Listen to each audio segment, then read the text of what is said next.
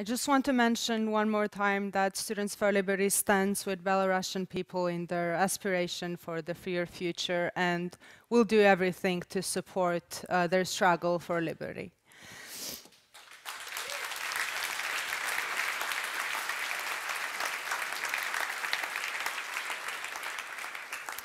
Well, now let's get excited. Our first keynote session about Bitcoin revolution with Josef Tětek, Stephan Livera, moderated by Harvey. Stephan Livera is a Bitcoin podcaster and managing director of Swan Bitcoin International. He is a partner with Bitcoiner Ventures and recognized industry figure. His contributions have appeared in Mises Wire, Yahoo Finance Australia, Saylor Academy, Ticker News, Bitcoin Magazine, and others. While Josef Tětek is a long-time Bitcoiner with a background in Austrian economics and political philosophy, he is ambassador at Trezor and Satoshi Labs. Josef founded the Czech and Slovak Ludwig von Mises Institute in 2010, and he is the author of 2 books. One, Bitcoin Separation of Money and State, and the second, Enemies of State, Friends of Liberty, which is published in Czech. Josef believes that Bitcoin is the next step in mankind's monetary evolution. Well, Zach Harvey co-founded Lamassu with his brother Josh, which pioneered the manufacturing of Bitcoin ATMs in 2013.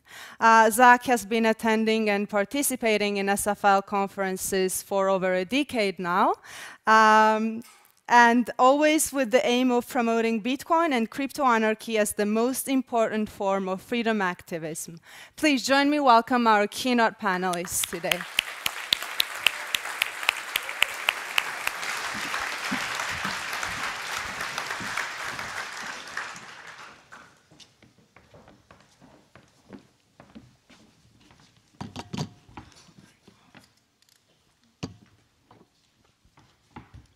All right, check, check. We on? All right. Yeah. Okay, yeah, it's a pleasure to be here today and talk about Bitcoin and with such a large audience. And I'll just start this intro by saying that my brother and I got to New Hampshire as part of the Free State Project in 2012, and that was just when we had baby Bitcoin, and it was actually harder than we thought to get libertarians excited about Bitcoin.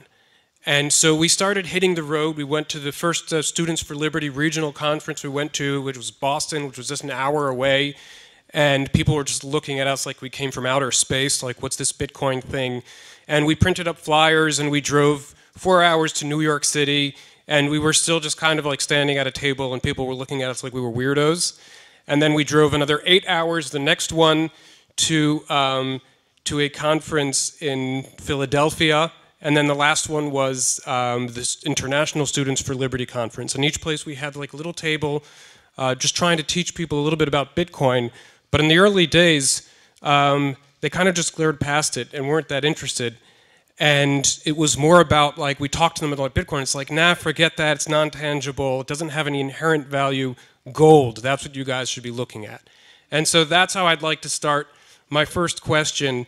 And we can start with you, Stephan, of when you first heard of Bitcoin as a libertarian. Well, first of all, were you a libertarian before Bitcoin? And what was your first skepticism about Bitcoin? Did it make sense to you right off the bat, or you were like, I don't know, this is kind of strange, it's all digital and bits versus something way more tangible like gold? Yeah, thank you. So first of all, yes, I was a libertarian. I was basically a lifelong libertarian since I was about 14 or 15 years old. So even before Bitcoin, I was a libertarian. I was already skeptical of fiat money, central banking, etc., right? And so I was already a little bit into gold. And so the first time, like most people, when you first hear about Bitcoin, you think it's a scam, or you think it's, you know, it's like World of Warcraft gold or Fortnite bucks or some, you know, some useless thing like that. No. So for me, it was actually an Eric Voorhees article. So that was my orange pill moment. And that for me was in December 2012. So that was when I sort of woke up and thought, wow, wait a minute. This is actually going to challenge central banking, the greatest, you know, one of the greatest villains of liberty for all of us is central banking and what it enables, crucially, right? Because the way I see it, central banking and fiat money enable this vast expansion in the size of the state. And as libertarians, we obviously want to minimize that, right? Now, you know, we can talk about, you know, anarcho-capitalism, and of course I'm pro that, but I think we should take whatever improvement we can get, and if we can make the state smaller by monetizing Bitcoin, then this is going to be a great thing. And so that, for me, pushed my journey of going further down, understanding more about the economics of it and the technology. So I think, to also answer your point as well, I think a lot of libertarians, some of them are maybe more dilettante in the sense that they kind of have a little bit of an interest across all these different topics, but to understand Bitcoin, you have to do enough of a deep dive. I think that's part of it. I think for some, it might be just some of them maybe a little more closed-minded. I think that you have to be a certain level of open-mindedness to sort of see the vision of Bitcoin. So I think those are some of the reasons why at the start, or in those days, it was hard to sort of get a bunch of libertarians in, even though obviously libertarians tend to like Bitcoin. Mm-hmm. And how about you, Josef? Was Peter Schiff right? Peter Schiff is actually right in most of his ideas, but he just doesn't get Bitcoin, and he's got sort of stuck in this gold bug mentality. And I sort of understand, because I used to be a gold and silver bug as well before I properly understood Bitcoin, and I always loved like Rothbard's work, where he in his textbooks even doesn't use an examples with dollars, but with ounces of gold. Like Bob makes 1 ounce of gold per week, and this is like some sort of economic example. So I always loved that, and like during my university studies, 2009, 2011, we had a good luck of having proper teachers like Professor Shima, who's here at the conference as well. And so we got to read up on Austrian economics textbooks like Rothbard's, Mises, Hayek's and such. So I always knew there was something really wrong with the fiat currency and with central banking, but I thought the answer is gold. And when Bitcoin came around, and it was discussed quite a lot in libertarian circles, especially on the Mises Institute forum, the American one and then the Czech one as well, there was a lot of talk about Bitcoin not being in line with Mises's regression theorem. And we are kind of skeptical of this top-down digital money kind of thing. At least this is what we believed it is. Some weird guy, Satoshi, like bringing us this. And there were other projects before Bitcoin, like Liberty Reserve and eGold, and they all failed because they were centralized. So we sort of thought this is the same. And only later, when people started to discuss Bitcoin on podcasts and writing articles and books, and Bitcoin magazine came around, we actually started to understand Bitcoin is very Hayekian, with developers and node runners and miners doing their own thing to improve the Bitcoin ecosystem. So it took me a little longer, perhaps, than Stephan and other Bitcoiners, but in the end I came around, and I basically shifted from being like a general cause libertarian into just being like a Bitcoiner libertarian, because I believe Bitcoin is the highest, the best chance of getting liberty in our lifetime. Okay, great, terrific, thanks. So yeah, so I think libertarians today, they face a lot of challenges of all the different issues that we face. For example, we're in times of rampant inflation, which, I mean, of course, libertarians have been expecting for a while, but this is one of the first times that I've actually seen like it actually happening, the experience. So we know that that's happening. But then you have issues such as government surveillance, whether it's financial surveillance or social surveillance, as well as we have censorship, which is very strong. You have financial censorship, you have censorship online, and you even have political unrest and as we see, unfortunately, wars as well. So to what extent, and Stephan, you can answer this first, do you think that Bitcoin fixes any of this or all of this? So it's clear the way the world is going, right? The world right now, the powers that be, they want to kick the can as much as possible, right? Because and it's a human thing. You don't want the thing to crash on your watch because it looks bad on you. You'd rather kick that can. And what are the likely ways they're going to kick the can? Well, financial repression. They're going to try to keep you contained inside their system, which they will let the inflation run, and they'll keep interest rates low, or real interest rates will be obviously very negative. And so people will be sitting there getting their negative rates in Europe, or 0.5 in the US or something, but actually the real rate is much lower, right? Because you're just losing against 8.5% CPI, but in reality it's 20 or 30%. You're just losing all this money. And so they are going to push us into CBDCs, which might also be called surveillance coins. And control coins. They'll say, hey, you've eaten enough meat for this month. Time to change to eat this other thing. Or no, we don't like that you're flying on the plane. You're just going to have to not fly. These kinds of methods of control are coming. And so I think as libertarians, it behooves all of us to really start building out an alternative, a viable alternative. And that means Bitcoin and the associated technologies that can be used in a more permissionless way. So right now, if you spin up a Bitcoin wallet on your phone, you don't have to provide your identity information, you don't have to ask permission, but if you go sign up at a bank account, they're going to ask you this document, that document, this question, that question, and there's all these questions, and you might not be able to get the bank account set up. So I think it is imperative that we try to build out the free alternatives, the open alternatives, because the controlled alternatives are coming. Yeah, I just want to add to that and say that one point I really noticed that is in a place that you'd expect at least, or not necessarily least, but not the same as, say, Russia or China, was in Canada these past few months with the trucker convoy. And people that were actually having bank accounts frozen for giving money and donating money, and Bitcoin was actually used to bypass that in a very real way in 2022. So, Josef, over to you. Yeah. What do you think about this? So, I may be a little bit on the skeptical side regarding what Bitcoin can fix right now for most of people. Because when we have inflation of like 12–15% in some European countries, Bitcoin can protect your savings but not your earnings. The problem is if you have 12% inflation, your purchasing power goes down, and if you don't have the capacity to save, Bitcoin doesn't really help you that much. So you need to start saving in Bitcoin in order to reap the benefits in terms of like stored of value properties. But other than that, Bitcoin can act as a good medium of exchange when the conventional financial system fails.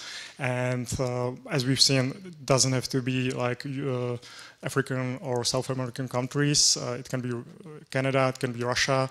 It's even Belarus. Part of my family is actually from Belarus, and I finally got the questions of, so how do I actually use Bitcoin? Because for Belarusians, the cross-border payment mechanisms are stopping to work. They don't work anymore that well because they suffer the fallout of the Russian sanctions.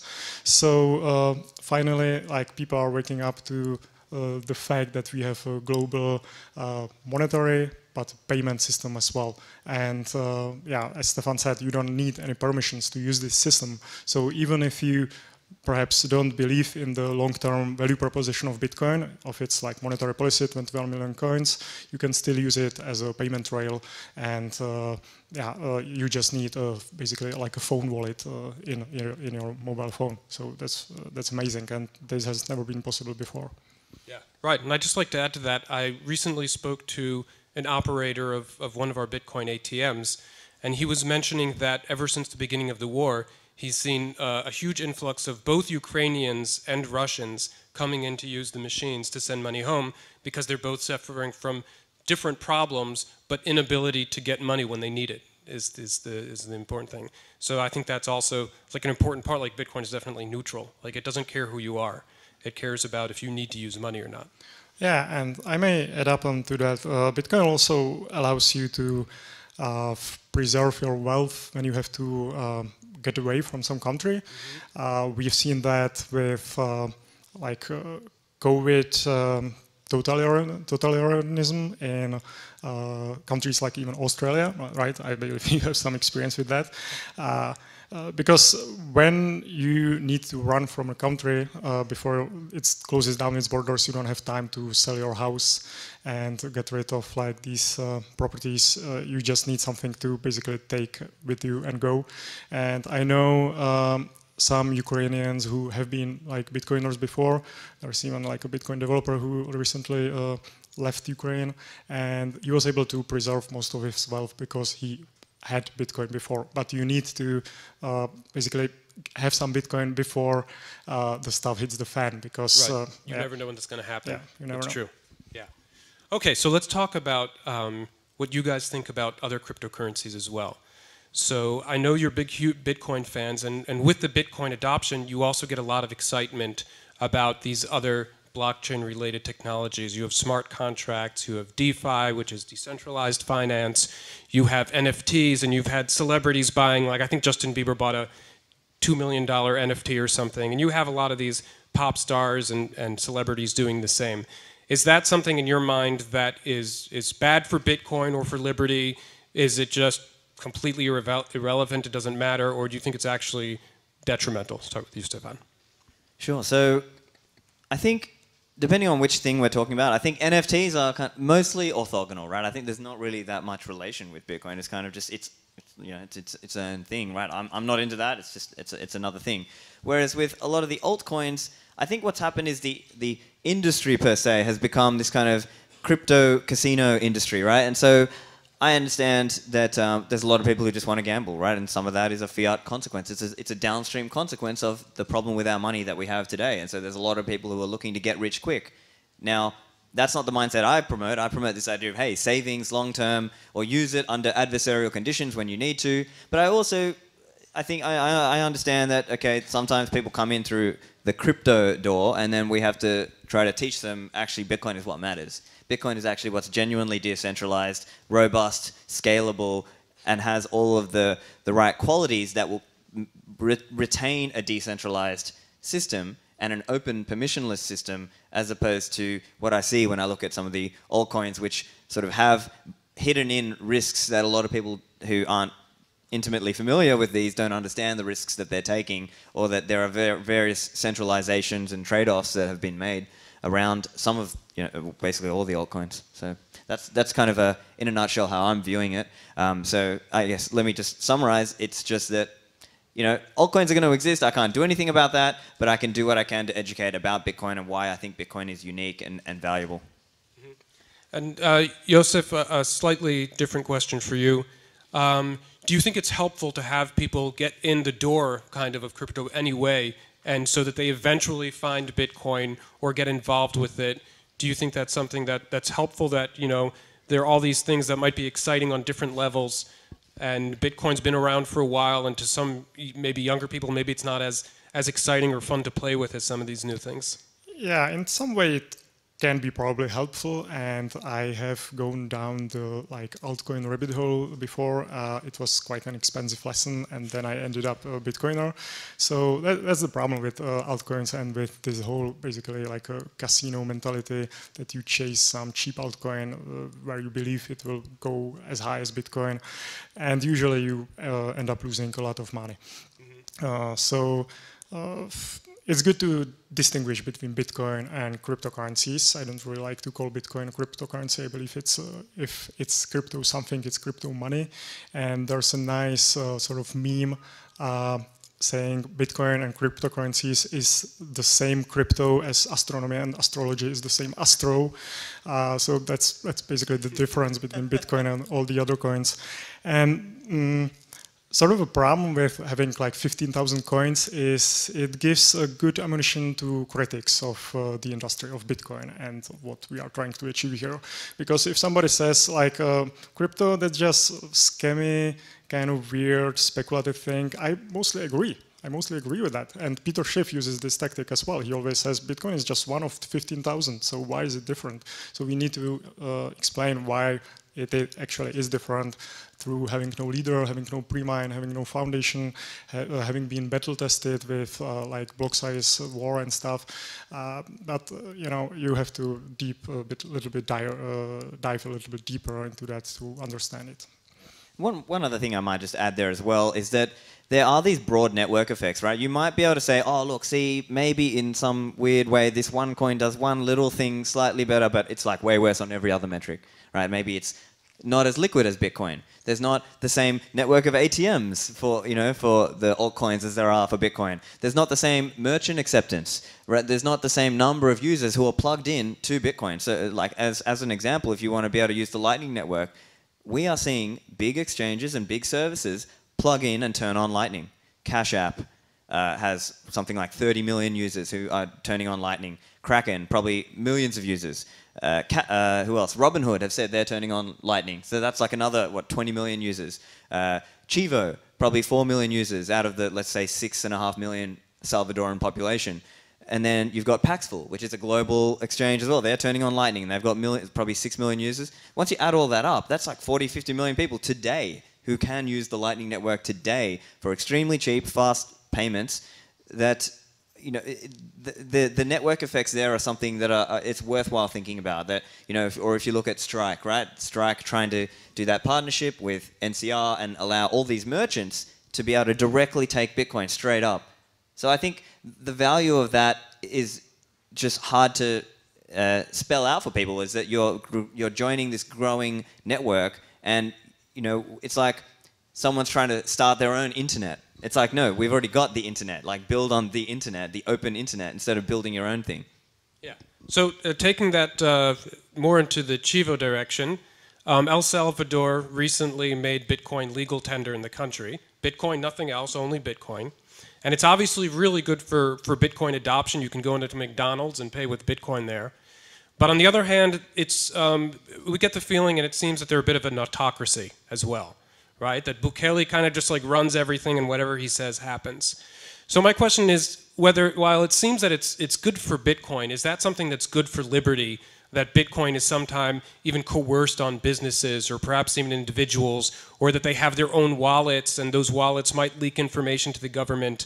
So how does that work as far as say, being good for Bitcoin? Is that necessarily good for being good for liberty? Right, so there are basically two streams of Bitcoin adoption in Salvador. There's the top-down, President Bukele, legal tender, Bitcoin bonds, Chivo wallet, the president buying Bitcoin with taxpayers' money, as he says on Twitter, naked in his bath or something. And there's the bottom-up adoption happening via Bitcoin Beach, via Strike, remittance payments, and I'm more in favor of the bottom-up approach, of course, because it also comes with proper education of the users, whereas the top-down is sort of like imposed on people. But I believe what Bukele did best probably was the legal tender law, because with legal tender law, Salvadorans have both US dollar and Bitcoin. It's not just Bitcoin, there's still US dollar. And Bitcoin gets good tax treatment under this regime, because you don't have to pay any capital gains tax, sort of like in Czech Republic, if you, as a person exchange dollars for crowns, you don't have to pay the capital gains on that. Right. This is what the governments should do around the world, just to basically step out of the way and let people choose whatever money they want to. So this is what Bukele did well. The Chivo wallet, that's kind of controversial because it's closed sourced. We don't really know what's going on in there, who basically owns the Bitcoin in there. And the Bitcoin bond stuff, Bitcoin City, that's just like kind of weird, and I wouldn't like to have anything to do with that. And I'm kind of surprised of some Bitcoiners like cheering for that. I believe the adoption should be bottom up, and the government should just step out of the way. Yeah, something just to add there. Obviously, if we are trying to be consistent and principled libertarians, of course, we are not fans of coercion, and so obviously I understand the concern, and certainly it's a complicated, messy world. The way I see that is stripping away the capital gains impact, and at least giving people the freedom, is, I think, while it's an imperfect step, it is an improvement, right? Of course, I acknowledge it's wrong to coerce, let's say, Salvadoran merchants to accept Bitcoin where they otherwise would not want to. I understand that, that's obviously from a libertarian point of view, we do not support that. But I still believe it is a net advancement in terms of liberty by taking away the capital gains aspect. And I believe it's also an advancement in terms of that broader goal, like I was talking about, of essentially right-sizing or making the state smaller, right? I believe that in the longer term, using this, using Bitcoin and helping to change the system away from a fiat debt-based system into more of a Bitcoin equity-based system means that we're just the scam of central banking will not be able to be carried out on people, and the size of the state is very much related to how much cheap debt they can get. And so I think by taking away that printer, we're winning in the long run in terms of liberty. So that's how at least I come at it, but I acknowledge that it's an imperfect step. And El Salvador is an interesting case because their other currency is the US dollar. So it makes more sense for a country to allow Bitcoin to be Bitcoin tender when it's not competing against their other currency. And so I think that is something that's very interesting, and perhaps why we're less likely to see it in countries that have a fiat currency controlled by their central bank. And to add on top of that, there are like 15 countries in Africa that have monetary regime imposed on them by the French central bank. Mm-hmm. It's called CFA franc, and I wasn't aware of that until Alex Gladstein published an article on Bitcoin magazine, Fighting Monetary Colonialism with Bitcoin, I believe it's called, and he recently published a book called Check Your Financial Privilege, and I believe these countries are maybe the next in the line. It's countries where they have basically nothing to lose. So the people have nothing to lose from getting rid of like these fiat monetary regimes, and they don't actually have any financial sovereignty right now as a state. Right. So yeah, and they don't have to be the first anymore. Which is also a big step. So yeah, talking a little bit more about the governments today and their views on Bitcoin and how crypto or Bitcoin companies handle that. And so we're used to, like, the big exchanges are all fairly regulated at this point. If you want to sign up for an account, you have to give up all of your information, and everything is recorded, and there's a lot of, what we know as AML KYC, which is anti-money laundering laws, and KYC is know your customer, which is basically government spying, and everybody either has to be okay with that or they get arrested and put in jail, as many have in the past, even people in the Bitcoin community. And so we're used to that, but now there's like a new level of regulation that's coming, right? And I think recently, first of all, there was the whole story with like the Wasabi privacy wallet, right? There was a big controversy in Bitcoin because they're a privacy wallet, and all of a sudden they're saying, oh, sorry guys, we're going to start monitoring transactions for the government, because even though we're a non-custodial wallet, we're really concerned about that. And then Trezor also got into a little bit of trouble on Twitter because you enabled code that would enable like the travel rule, which is basically just signing a message on Bitcoin saying I'm the owner of this coin. And for Switzerland, at least at this point, that's good enough for saying, okay, you're the owner of this. And there was a lot of lash out on that. And so my question, and I'll start with you, is do you think that's justified, that the Bitcoin community, it makes it so difficult for companies to kind of do what they have to stay out of trouble, or is that exactly what they should be doing to make sure that Bitcoin stays right in that range where privacy is maintained and that far away from government tyranny?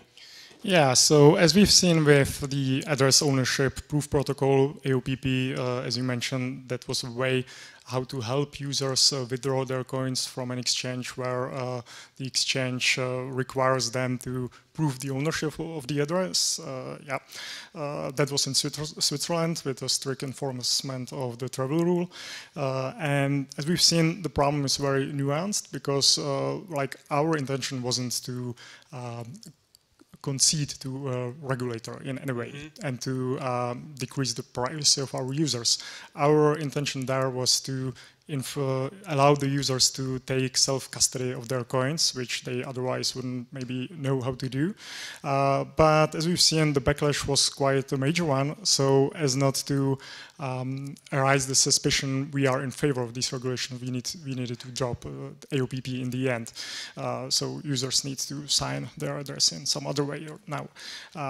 And we are very much opposed to this regulatory creep of you having to go through the KYC loops, proving that you are not doing anything wrong, proving your identity. All of these documents are going to basically leak in the end from the exchanges. We've seen data leaks all over the place. And there are actually many studies showing that AML is like the least efficient way how to how to prevent money laundering.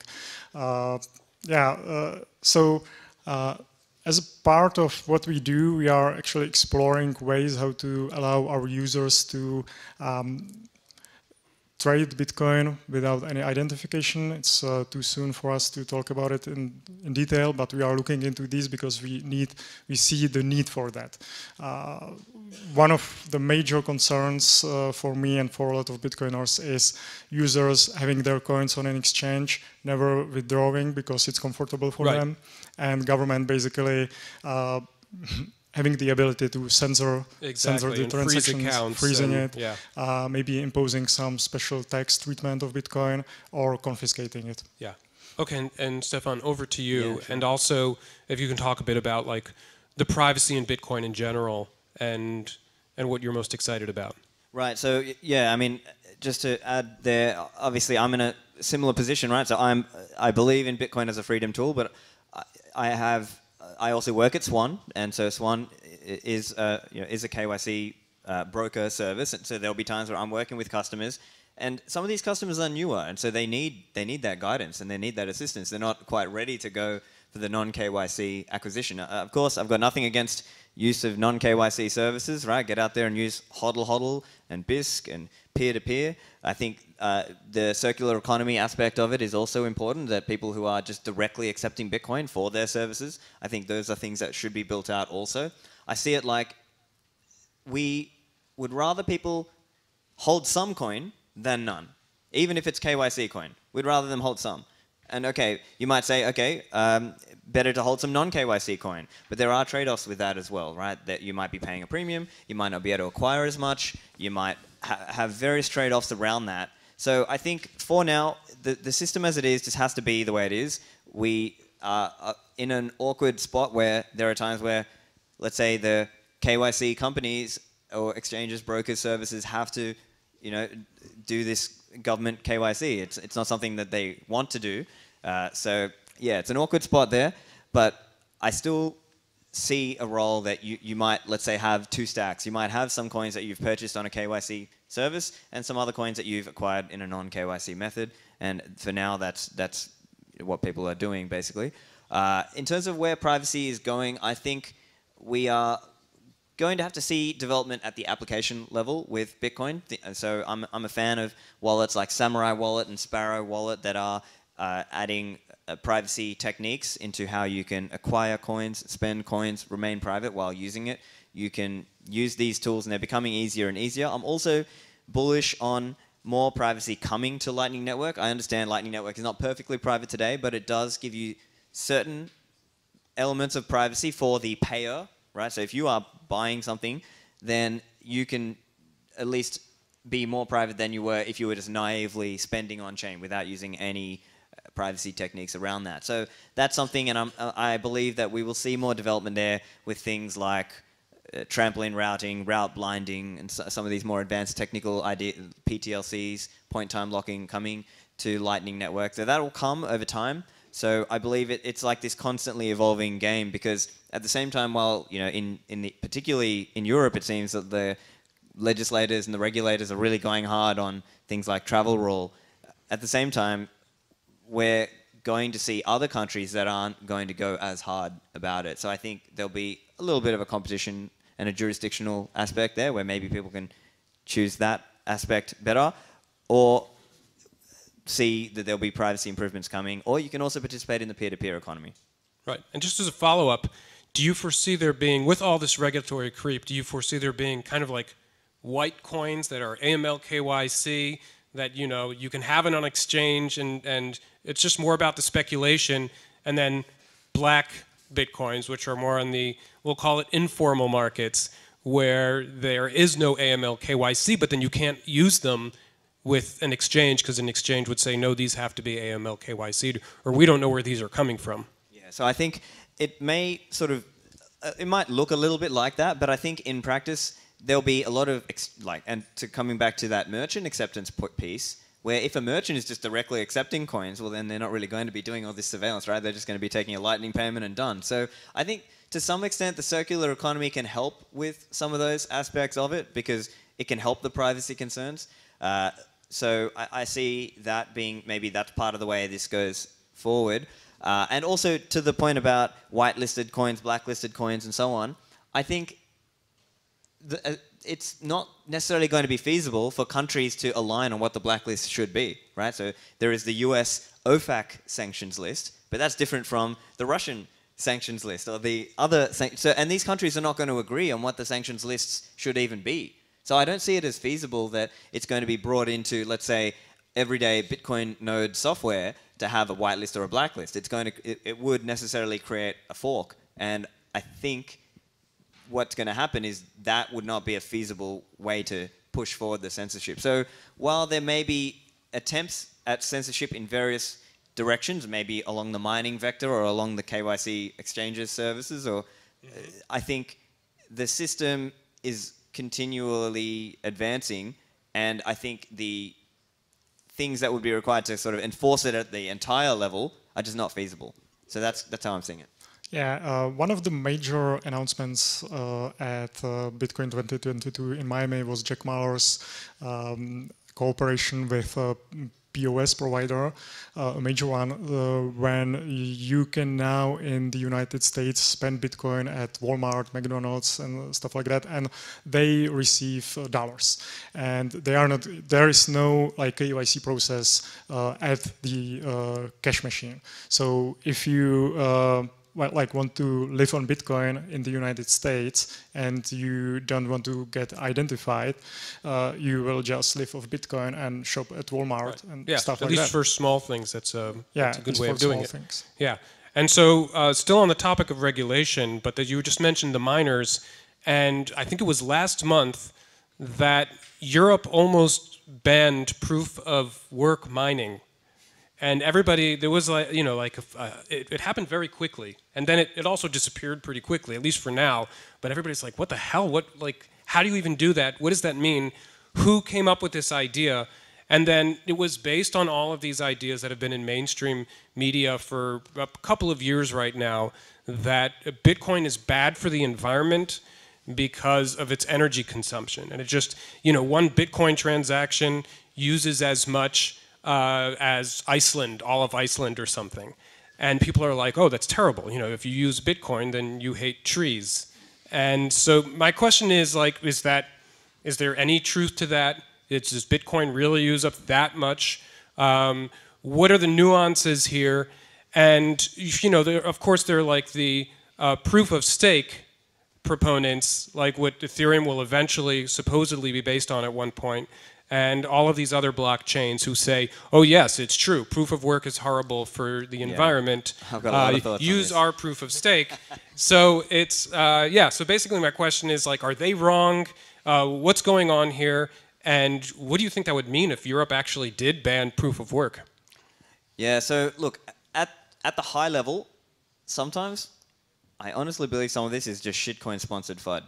It's literally like Ripple, Chris Larsen has gone and openly given $5 million, and he tweeted this out openly, right? You can look it up. He gave money to Greenpeace and this organization called EWG to purposely, intentionally drive this, you know, proof of stake lie, basically. And it's driven, and I think the answer is education, right? Because the problem is that people don't understand there's no actual alternative to proof of work if you want a secure system.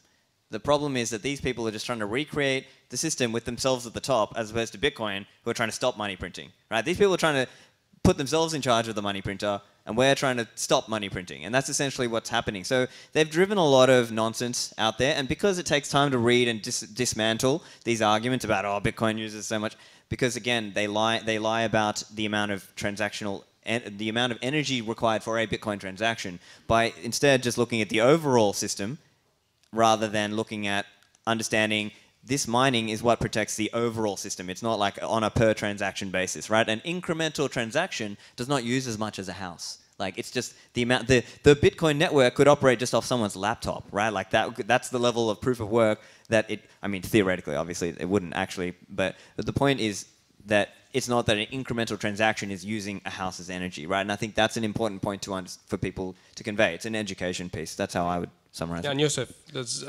proof of work, is it worth it? Is Bitcoin worth all this use of energy? Well, yeah, that's what I wanted to point out. It actually all boils down into whether we see any value in Bitcoin and Bitcoin mining and transacting. So from like purely economic perspective, of course, there is more value generated than is consumed because the network lives on and it's not being attacked. The miners keep on investing in the hardware, in cooling, and in everything like that. So they are profitable. So it's valuable from the economic point of view. From like the human rights point of view, let's say, Bitcoin serves use cases that are not served by the current financial systems, by the fiat money. Yeah. So. With Bitcoin, everybody in the world can preserve their purchasing power. They can just download the wallet, purchase some hardware wallet if they are able to, and exchange their fiat money for Bitcoin and save up like that without having the ability to do so perhaps on some stock exchanges and stuff. And they have the ability to transact freely all around the world without having to ask for permission. So Bitcoin serves these values that are not served by the current financial system, and a lot of people find this valuable. Yeah, well, I absolutely agree. It's like the first question you ask is what is this replacing? Like, what is Bitcoin replacing? And what energy does the current fiat institution take? How much energy does that take and everything that it causes? And when you compare those two, it seems to me that proof of work in Bitcoin is a very good trade-off. Yeah, it comes down to understanding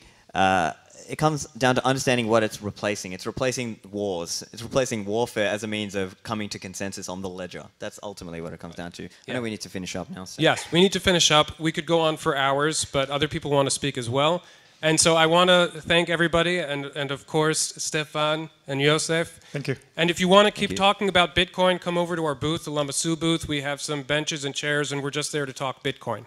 So thank you very much. Yeah.